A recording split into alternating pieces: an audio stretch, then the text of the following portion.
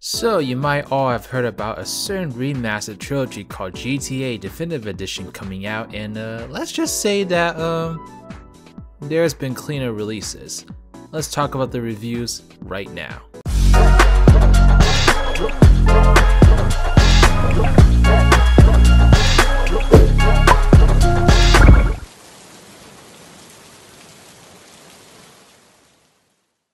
Hello there, beautiful human. My name is RidersDX, and welcome to my channel. Where today we're taking a look at another game's reviews, but this time we've got GTA the Definitive Edition. Now, I never really thought I'd make a video on GTA on this channel, but there's a lot of buzz going on this game right now, and a lot of it has to do with the reception of the game, which is very polarizing to say the least. And so I've got a good mix of both very negative and also some positive reviews over here, but there's been a lot of talk about this game, and you know what, I feel like remasters, they're just such a fun thing to talk about because they're either really solid and not much to talk about, or they're ridiculously bad and just inexcusable. And I think y'all can kind of guess where this one's going, so let's go ahead and take a look. First one we're going to go into is IGN, who gave the game a 5 out of 10. So one of the things they stated was that while there were some improvements that have been made, there's always some sort of condition attached to it that makes it more mind-boggling than anything. There are some positives, mind you, but almost every welcome addition is implemented at the cost of some sort of buzz-killing compromise. Weapon switching is improved across the board with the ability to bring up a weapon wheel, but auto-targeting feels far snappier in San Andreas than in GTA 3 and Vice City. And while you can circle strafe while locked onto an enemy with a lighter weapon equipped, heavier machine guns and the like still route you to the spot and force you into a manually aimed first-person perspective regardless. The auto-targeting in GTA 3 and Vice City proved to be particularly sluggish whenever I found myself up close and personal with a group of enemies, which was fairly frequent given that enemy AI doesn't use cover and just rushes you more often than not. Similarly, it's nice that you're now able to drop waypoint markers to your destination on a map screen in the pause menu. However, you can't override waypoints that are automatically created during a mission, and the pathfinding can often get so confused that at times it resembles something closer to a hastily scribbled signature than the shortest possible route. A mid-mission checkpointing system has been implemented to good effect in San Andreas, allowing you to restart with all your health and weapons and skip the early setup phase of certain missions. Yet in GTA 3 and Vice City, choosing the option to restart at a checkpoint just boots you back to the very start of the mission, no matter how deep into it you were when you died, which can lead to a fair bit of repetition in some of the more punishing late-game missions. It's odd that one game allows you to literally cut to the chase, while the other two force you to repeatedly bring the car around and warm up the engine first. IGN also had some heavy criticisms on the visuals themselves. That's largely the problem with the overhauled graphics in the Definitive Edition. They're like a shiny new sheet of high-resolution stickers that have been slapped haphazardly on top of an aging Lego set. They look cleaner on the surface, but there's no real consistency in how they've been applied, and everything is still pretty chunky underneath. I can only assume that a lot of the work in porting these games to Unreal Engine 4 has been automated, and it shows in a suite of game worlds that are simultaneously sharper than you remember, but also noticeably sloppier in terms of their artistic direction and lacking atmosphere. The new lighting system also brings mixed results. Neon lights really pop and reflections on cars and puddles are appealing, but elsewhere the overly intense shadows would cast characters into darkness no matter how much I played with the brightness and contrast settings. Although squinting to make out detail in dark areas was still less of a strain on my eyes than the truly torturous rain effect, which made me feel like I was being waterboarded with a can of silly string. Meanwhile, an improved draw distance, which was likely intended to make each environment seem bigger, has actually had the opposite effect. This is particularly glaring in San Andreas, where, coupled with the removal of the Los Angeles-inspired smog haze that once concealed the PS2's technical limitations, you can stand out front of a cabin in Flint County and see the San Fierro skyline looming in the very immediate distance. It completely shatters the convincing illusion of scale that the map was previously able to conjure. This improved draw distance may also contribute to this collection's constantly wavering frame rate on PS5, which is prone to frequent stuttering whether you opt for fidelity or performance modes. Why you're forced to even make that choice on a modern console in a handful of games that are each old enough to vote is beyond me. IGN even talked about the amount of glitches and bugs in this game and even have some really funny, really tragic examples here. Then there are the bugs, which were waiting to ambush me around every corner like a bunch of game-breaking gangbangers. Hard crashes, frozen cutscenes, I did your wife! NPCs getting caught running in circles, get on the bike Mercedes, missions ending before I'd actually completed them, bridges disappearing,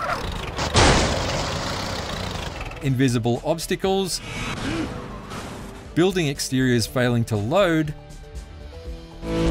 pole position asset completed, yeah, only just, whatever is going on here, screaming pedestrians trapped inside trees, teleporting cop cars, and a particularly bizarre texture glitch that has permanently left my CJ to resemble Watchman's Rorschach are just a few examples of the many rough edges I've been exposed to in all 3 games. I also don't remember the vehicles being this fragile. I'm assuming that the developer is frantically preparing bug fixing patches as we speak, but it's a bit like barring the stable door after the horse has bolted. Or indeed, closing the garage door after the car has glitched inside the house and exploded. PlayStation Universe gave the game a 7 out of 10, so they were a little bit more positive about it. Here are some of the benefits they thought were in Grand Theft Auto 3. In pure gameplay terms, Grand Theft Auto 3 benefits most from the quality of life changes. The aiming system isn't amazing by any means, but it's a step up from what it used to be. Having the weapon wheel of Grand Theft Auto 5 complete with slow-mo is also welcome as it cuts out those precious seconds spent cycling through weapons while you're being shot at. The most merciful upgrade, however, is the one that allows you to immediately retry a mission instead of lumbering all the way back to the start point of it with lighter pockets and likely a smaller arsenal. It made some of the more infuriating missions a lot less stressful. They also had some positive things to say about Vice City. Vice City doesn't come off too bad here. The neon-drenched Miami Vice-inspired aesthetic is instantly striking, if a bit oversaturated, which is thankfully easily fixed. And Tommy Vercetti's journey to the top of drug-dealing business under the sun has a lot of character not present in its predecessor. You can debate on how a redesigned Tommy looks and bemoan certain soundtrack omissions, but largely, this captures the game you knew with a few bells and whistles. However, they weren't as positive when it came to San Andreas. Of the 3 games remastered here, San Andreas is the most widely inconsistent in terms of quality. All 3 games contain a multitude of the original bugs, glitches, and exploits, but San Andreas seems to have picked up more fresh ones than the rest. The upgraded visuals have their moments here. The forests look amazing for instance, but from secondary characters to shop signs, the quality levels fluctuate from one instance to the next. Much has been made of the rain effects in these remasters, and while I don't think it's too at odds with Grand Theft Auto 3, it looks utterly awful in San Andreas. Nintendo Life reviewed the Nintendo Switch version specifically, and they gave it a 4 out of 10. Here's a summary of what they found to be the overall issue of these versions. This is a trilogy that should run beautifully on Switch. There can be no excuses. What we've got instead is an outright weird graphical makeover, blurry Vaseline-smeared visuals, janky controls, a constantly struggling frame rate, myriad bugs and glitches, missing music, low-quality audio, bizarrely long loading times, freezes, and more besides. This is a trio of Grand Theft Auto games running and, in some regards, looking worse than we've ever seen them, and we just don't get it. They also had some heavy criticism for the pop-in that would happen with this game.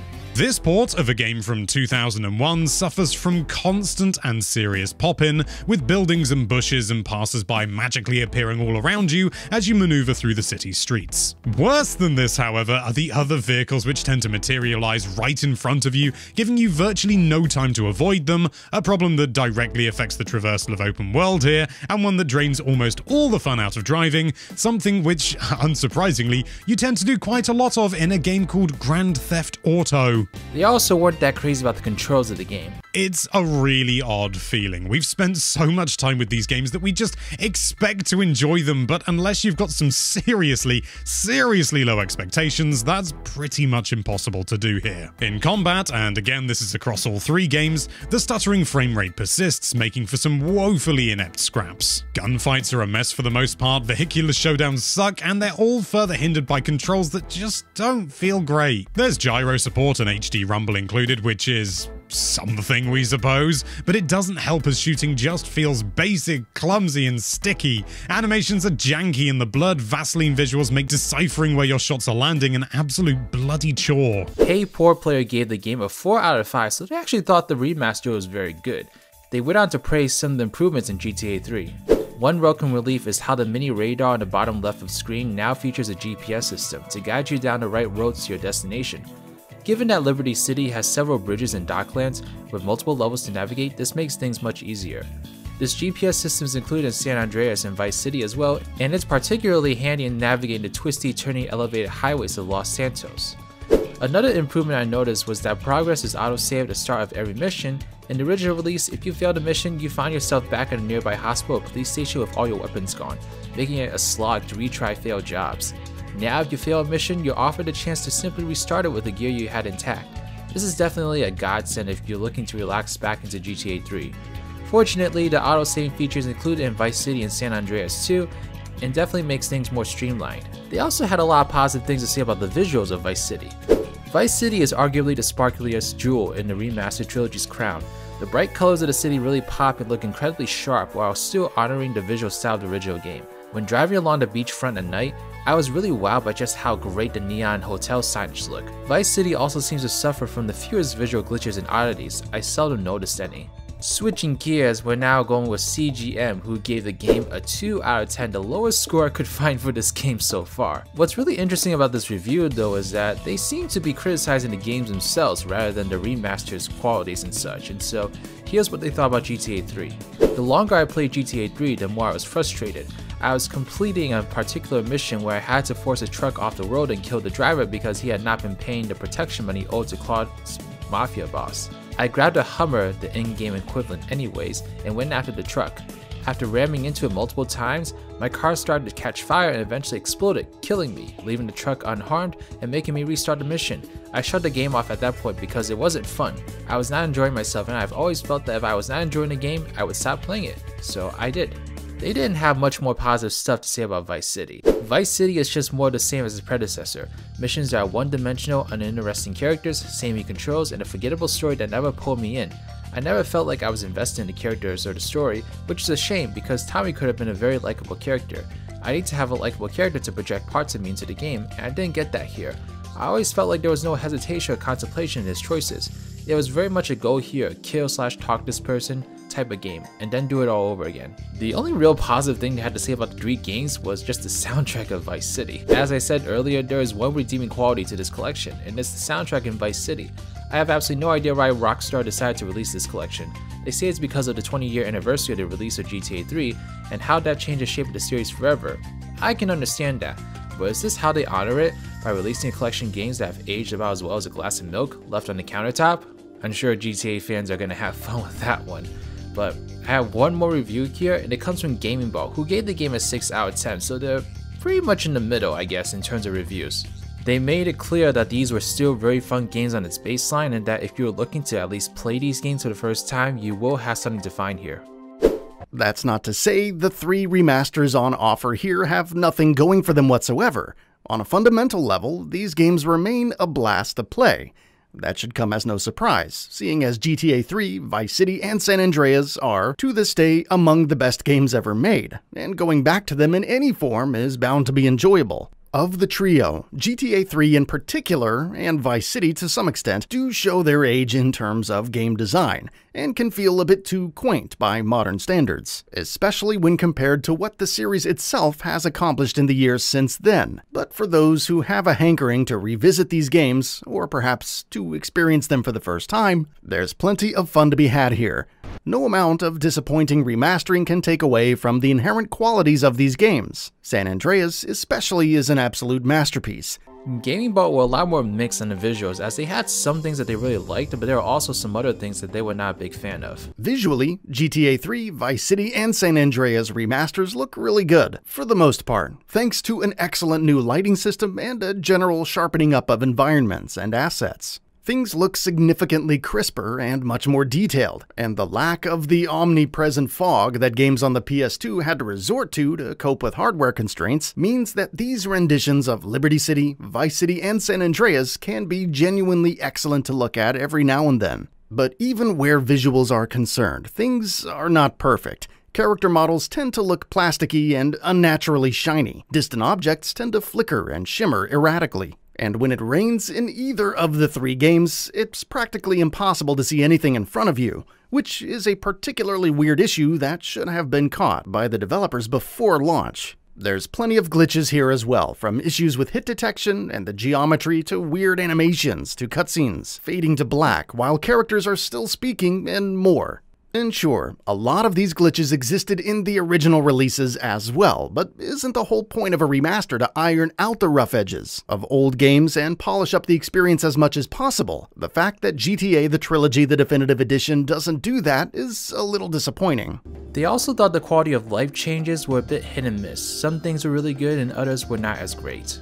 Quality of life changes are a bit hit and miss as well. What is on offer in this area is definitely appreciated, such as the ability to instantly reload failed missions, or place waypoints on the map, or new controls for gunplay, aiming, and drive-bys that are based on the much more modern GTA 5 control scheme. What's disappointing is that there are other obvious improvements that the trilogy could and should have made but didn't. For instance, the GPS feels quite outdated, because you still constantly have to keep looking at the minimap on the bottom left, which not only takes you out of the experience but can also lead to what would otherwise have been easily avoidable crashes. Simple on-screen prompts informing players that there's a turn coming up, for instance, could have easily fixed this issue. Similarly, while the aforementioned ability to instantly reload failed missions is certainly appreciated, it's disappointing that there isn't a more robust checkpoint system on offer here. When you restart a failed mission, you do so from its very beginning, which can be quite annoying in the especially longer missions. Why the remasters couldn't have placed checkpoints in between missions and allowed players to restart from there is beyond me. So that is a general reception of GTA the Definitive Edition. Have you all played the game? Let me know your thoughts in the comment section below if you have. Did you like it? Did you not like it? Do you agree with these reviews, or do you think some of them are more harsh or some of them a little bit more too positive? I'd be really interested in hearing your thoughts. I mean, I personally have never played any of these games before, and I was kind of looking at this as a potential way to play those games for the first time, but after reading all this, I'm not sure this is the exact way to do it. I have heard, however, that Rockstar did make it a little bit impossible to play these games in any other way, as they apparently took down a lot of mods that made the original games a lot more playable than these versions, and so that's very disappointing to hear. That's just me talking off the top of my head, so please forgive me if that's not exactly what's going on. But basically, this is literally the definitive and only way to play these games, at least in an easy way in this generation. So it's a little disappointing to see how much it's faltered in terms of its release and how many things have been found that should have been ironed out before release, because Rockstar has a really good reputation of making sure their games are pretty spot on and that they're high quality. So it's a little bit disappointing to see that this is what's happened to the Definitive Edition, but nonetheless, I might pick it up in the future because I do still want to experience these games for the first time.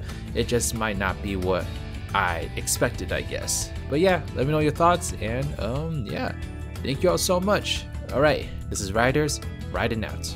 Thank you so much for watching this video. Special shout out to my patrons: New Gamer Hub, Team Rattle Sign Gamer, Johnny Hinton Ortiz, Trash Q, Claw84. These are my patrons / YouTube members. If you'd like to become a patron or YouTube member, get access to a whole bunch of different perks, and please check out the links in the description box below.